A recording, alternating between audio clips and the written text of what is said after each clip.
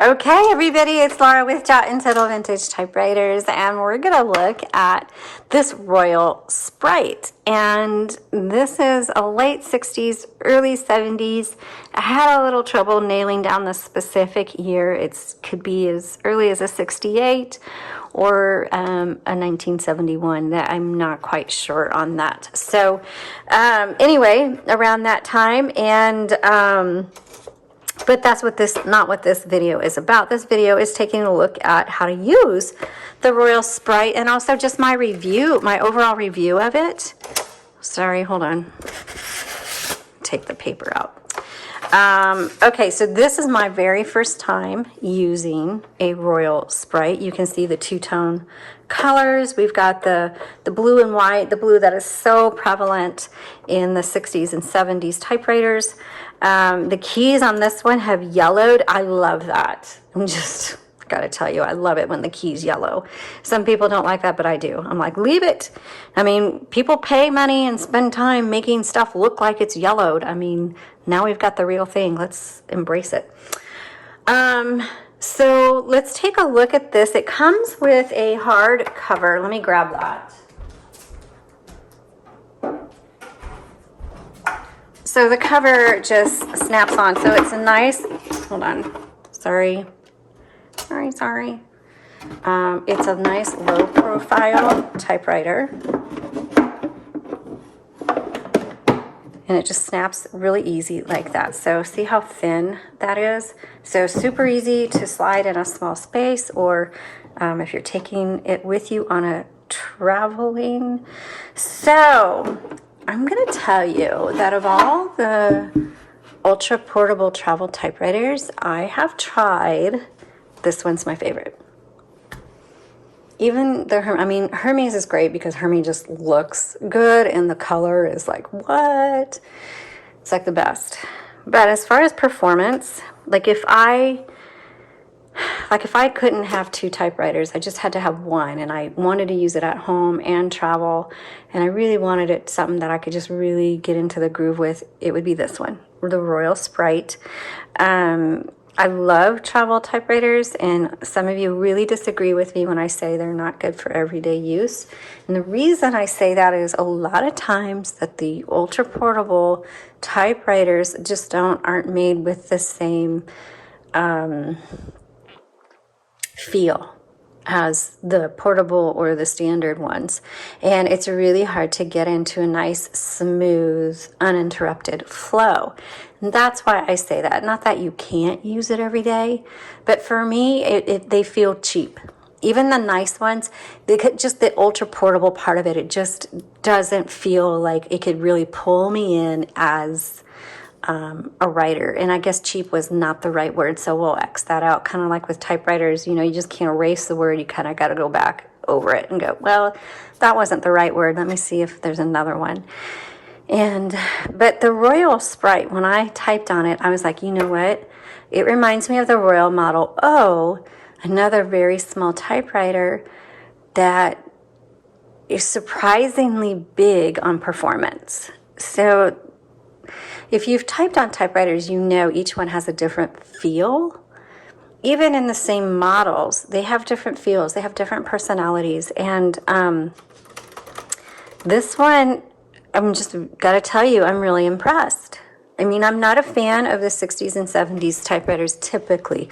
I prefer the 40s and 50s, my favorite decades for typewriters, just because I like the looks of that. I am not a fan of necessarily, the squared off modern and blue and whites. You're just not the first thing I would pick. Like if I were to see this one visually, I wouldn't be drawn to it. But as far as performance, I liked it enough that I would choose it over something else that I have. So that being said, let's kind of go through it so you guys know how to use it if you have one.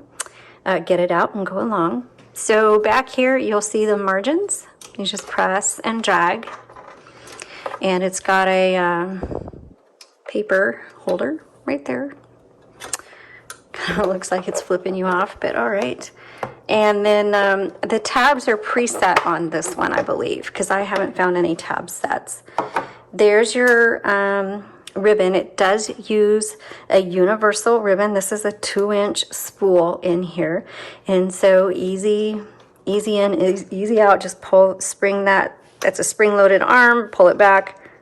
Voila. Ta-da. And just make sure it's threaded through your guide wires properly. All right, I need my glasses. Oh, there we go. Remember, it's dirty and messy to do this. Okay.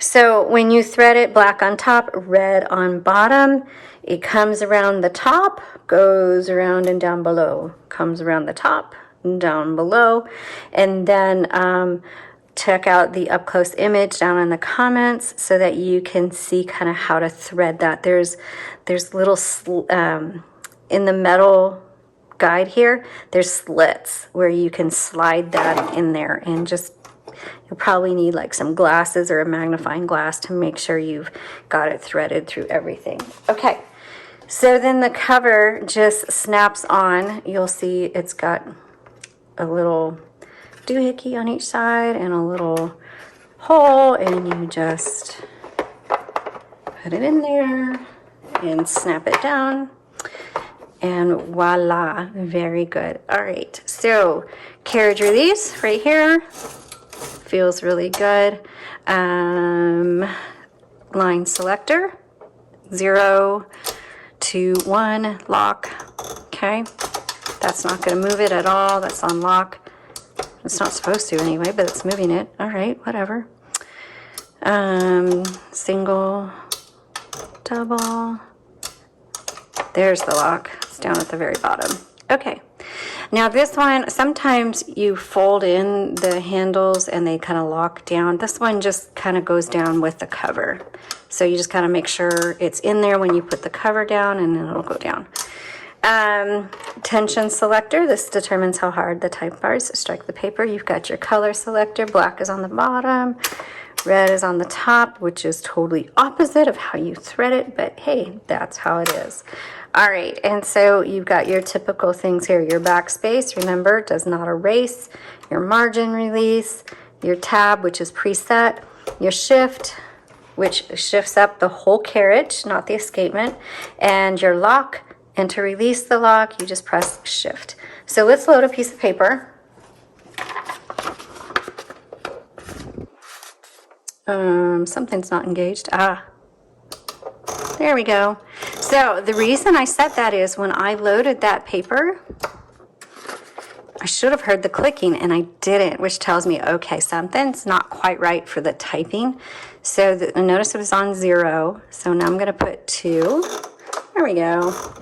And so now I know it's properly engaged. Now if you want, oops, is that the paper release? There's the paper release. Sorry. That's carriage release, that's paper release. Paper release pushes back. And the paper release is to make sure the paper's straight, which it's not. Okay, there we go. Make sure the paper is underneath the bar. You'll hear it click. Usually it's every half a line or 1 line. Now, if you're using line paper, you might want it to line up a little bit like in between that, and that's where you push it down to 0. You can get it. It's a variable spacing there. Releases that platen. Get it where you want it, and then re-engage it. Okay, voila, just like that. All right, let's do a little bit of typing. So, travel typewriter, 19, let's say it's a 68. I don't know. We'll just, it could be a 1968. Royal Sprite. And, oops, I gotta set my margins because we want to try out the margin release. Oops, let's go to the next line. So we're gonna try out the, oops, there's the margin. Why didn't it? Let's go to another line. Let's reset that. Okay, so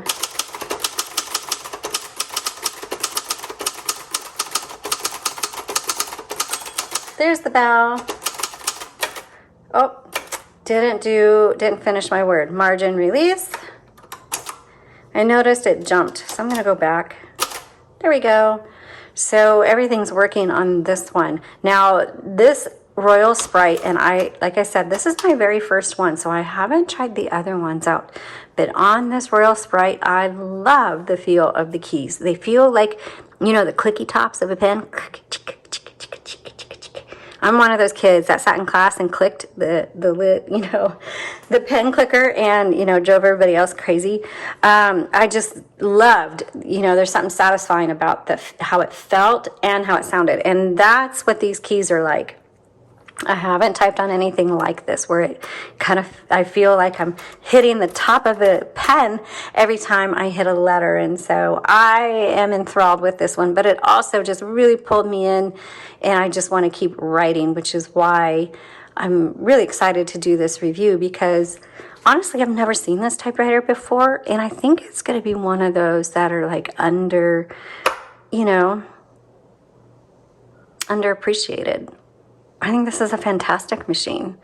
So if you happen to see this, you know, check really quick to see if it's still in our shop and grab it.